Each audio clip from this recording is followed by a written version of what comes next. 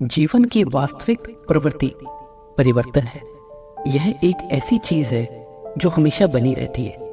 हमारे पूरे जीवन में केवल एक चीज स्थायी होती है और वह है परिवर्तन। हर वस्तु, हर परिस्थिति, हर अनुभव, सब कुछ परिवर्तन के अधीन है।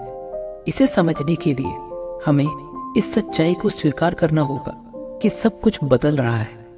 परिवर्तन की इस निर्मित प्रवृत्ति को समझना ही हमारे जीवन को बेहतर तरीके से समझने का पहला कदम है।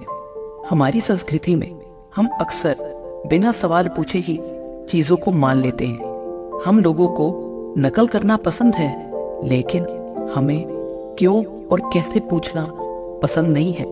हम हमेशा अपनी स्वीकृति में सिर हिलाते रहते हैं, लेकिन वास्तविक ज्ञान पाने के लिए हमें सवाल पूछना जरूरी है। ज्ञान का पहला कदम है सवाल करना। यह क्यों हो रहा है और यह कैसे हो रहा है। महात्मा बुद्ध ने कहा है कि हमें बौद्ध धर्म का अभ्यास करने के लिए प्रश्न पूछने चाहिए। प्रश्न पूछने से हमें यह समझने में मदद मिलती है कि हम कितना कम जानते हैं, और यह एहसास ही ज्ञान का पहला कदम है। हमें यह स्वीकार करना होगा कि मैं नहीं जानता, और यही समझ हमें और अधिक सीखने, खोजने और प्रश्न पूछने के लिए प्रेरित करती है। प्रश्न पूछना कोई आसान काम नहीं है। इसके लिए हमें अपना अहंकार त्यागना पड़ता है। मदद मांगने के लिए और यह स्वीकार करने के लिए कि मैं नहीं जानता, हमें अपने अहंकार को छोड़ना पड़ता है। इसलिए सवाल पूछें और खोज करें और जानने की कोशिश करें कि क्या हो रहा है और यह कैसे हो रहा है। जब आप यह स्वीकार करेंगे कि मैं नहीं जानता, तभी आप सच्चे ज्ञान की शुरुआत करेंगे।